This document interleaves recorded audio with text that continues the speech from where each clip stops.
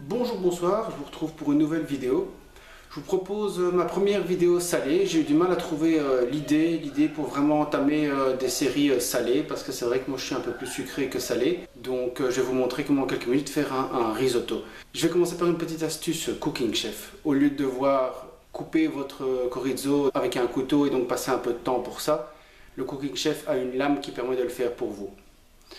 Donc ça c'est évidemment un article qui est donné avec au départ du Cooking Chef. C'est une des 6 lames que je vous ai montré dans la vidéo de comparaison des robots. Par ailleurs, pour plus de simplicité, comme il y a énormément d'ingrédients différents ici, je vais vous demander de vous rapporter pour la recette complète à mon blog. On va commencer par couper le chorizo avec l'ustensile et puis on va commencer la recette proprement dite.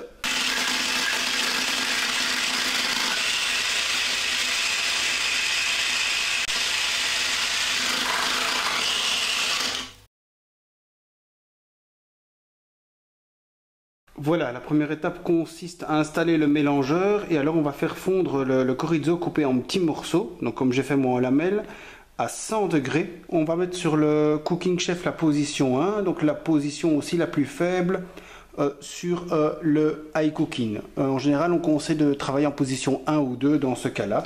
Comme il n'y a pas de sens inverse avec le high cooking, je vous avoue, j'ai un petit peu peur qu'on va hacher le chorizo. Quand il sera cuit et qu'il aura donc rejeté son gras, comme ça va durer à peu près 2-3 minutes maximum, le temps de faire rejeter le gras, on va le réserver dans un bol. Voilà, maintenant on branche 100 degrés, vitesse minimum, quelques minutes.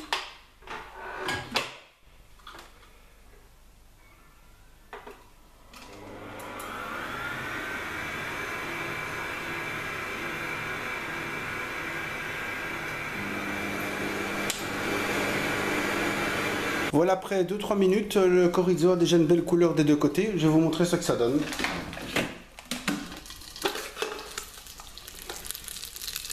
Alors dans ce cas-ci, le cas du high cooking, je trouve qu'il a un petit peu vite durci. Donc pour moi, une réussite moyenne. Par contre, dans le cas du Cooking Chef, nickel, il n'a pas trop durci, il a juste cuit comme il faut. Maintenant, on va faire de même. On va se servir du jus du chorizo pour faire cuire notre poulet. Donc, on va prendre le poulet coupé en cubes, dans mon cas. On va le mettre dans chacun des appareils. À nouveau, 100 degrés. Et voilà, on repart pour 100 degrés en mélangeant doucement.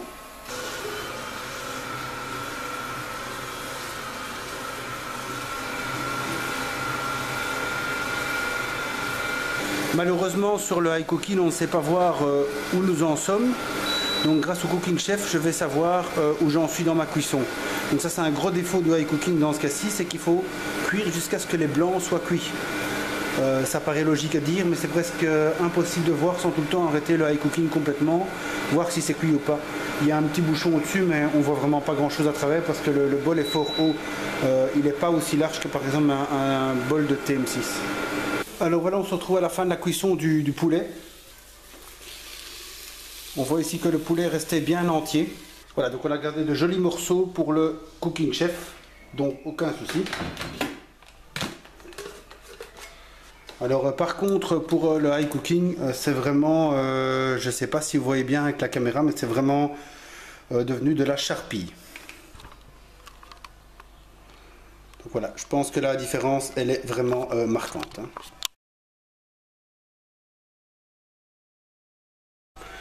Pour que vous voyez bien la différence, vous avez dans cette main-ci, donc ma main gauche, de jolis morceaux, c'est le Cooking Chef. Dans l'autre main, ce qui reste de mon poulet après un passage dans le high cooking, vraiment une catastrophe. Voilà. Pour la suite, on va changer de batteur, on va mettre le batteur souple. Grâce à ce batteur souple, on va pouvoir donc aussi mélanger sans altérer, sans abîmer les ingrédients. Il faut savoir que j'ai mis sur mon batteur souple mon silicone noir. Comme je vous expliquais dans une autre vidéo, j'ai pris pour habitude d'utiliser le silicone gris pour le sucré, le silicone noir pour le salé. Alors qu'est-ce qu'on va faire? On va commencer par faire fondre un peu de beurre. Et une fois que le beurre est fondu, on va ajouter l'oignon coupé en petits dés et émincé. Donc ça, je vais commencer déjà par faire fondre le beurre et puis on mettra donc l'oignon dans chaque appareil. Comme je n'ai aucun point de repère par rapport au iCooking, vu qu'on ne voit pas aussi bien que dans le Cooking Chef, eh bien évidemment je vais devoir un peu travailler à l'œil. Grâce au Cooking Chef, je verrai plus ou moins quand le beurre est fondu. Pour faire fondre du beurre, en général vous mettez sur 50 degrés, c'est largement suffisant. C'est parti, on fait fondre le beurre. La recette demande de faire fondre en fait le beurre à température assez élevée. Moi, je vous ai dit juste avant, je fais fondre le beurre à 50 degrés parce que ça suffit. Mais ici apparemment, il demande de quand même être à un certain nombre de degrés. Donc je vais mettre 100 degrés maximum. Ça devrait suffire. Voilà. Alors le bruit qu'on entend un peu d'oiseau, c'est normal, le temps que le caoutchouc chauffe un peu avec les ingrédients. Ça fait toujours un peu ce bruit là, mais ça s'arrête. Le beurre est déjà fondu, donc je vais commencer à faire cuire les oignons.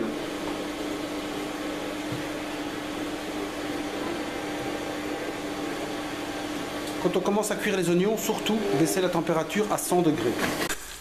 Alors maintenant les oignons sont revenus.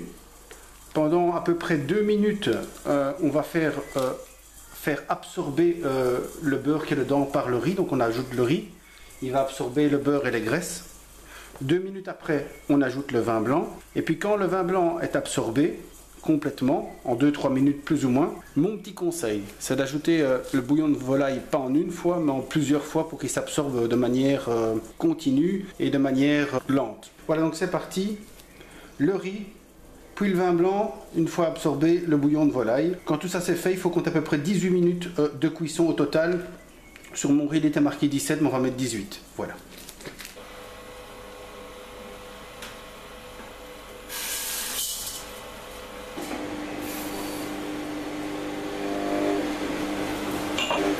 Le riz est ajouté, on attend maintenant qu'il absorbe les graisses. On s'est regardé facilement au-dessus. Je vois que maintenant tout ce qui est matière graisse est absorbé. Donc on va pouvoir passer à la deuxième étape, c'est-à-dire mettre le vin blanc. Je fais évidemment de même dans le iCooking. Je vous retrouve plus ou moins dans 2 minutes quand il est absorbé. Voilà, ça a été assez vite, hein. Donc le vin blanc est absorbé. À nouveau dans le Cooking Chef, c'est facile. Dans le iCooking, on ne voit pas grand-chose. Donc je vais me fier à ce que je vois dans le Cooking Chef. Donc on commence par mettre un premier tiers de bouillon et de le faire absorber.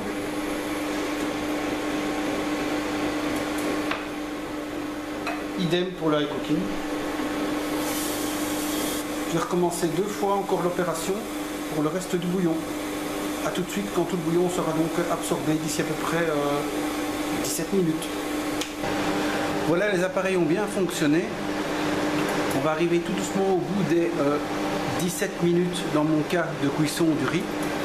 Ce que je vais faire, c'est pour réchauffer le poulet et réchauffer le chorizo, je vais déjà le mettre. Donc dans le cas du iCooking, j'ose pas trop parce que c'est déjà fort cassé.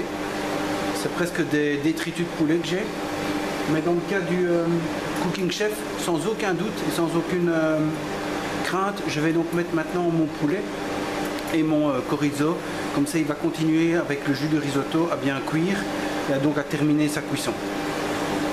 Pour le iCooking, je le ferai évidemment plus tard, dans les dernières minutes, parce que ça, j'ai pas le choix, il faut évidemment le réchauffer.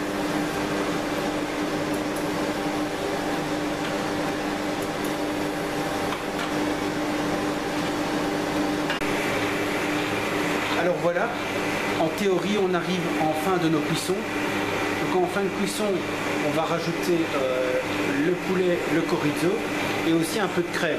Donc on va rajouter la crème maintenant.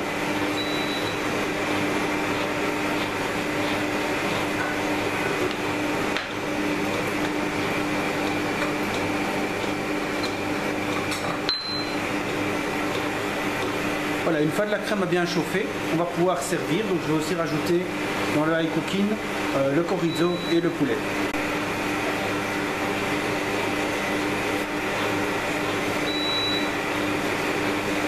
Voilà, on est en fin de cuisson. Donc le riz, franchement, bien cuit nickel. Comme ici j'ai pu contrôler, je vais aussi arrêter le iCooking. Comme vous pouvez le voir, pour le Cooking Chef, on a encore des gros morceaux de poulet. Tout est resté entier, et le chorizo aussi.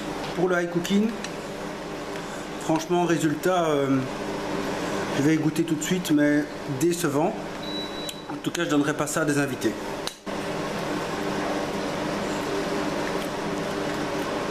Mais au niveau du goût, c'est plus ou moins similaire, mais franchement ça ressemble plus oui, à de la pâtée pour chaque du risotto.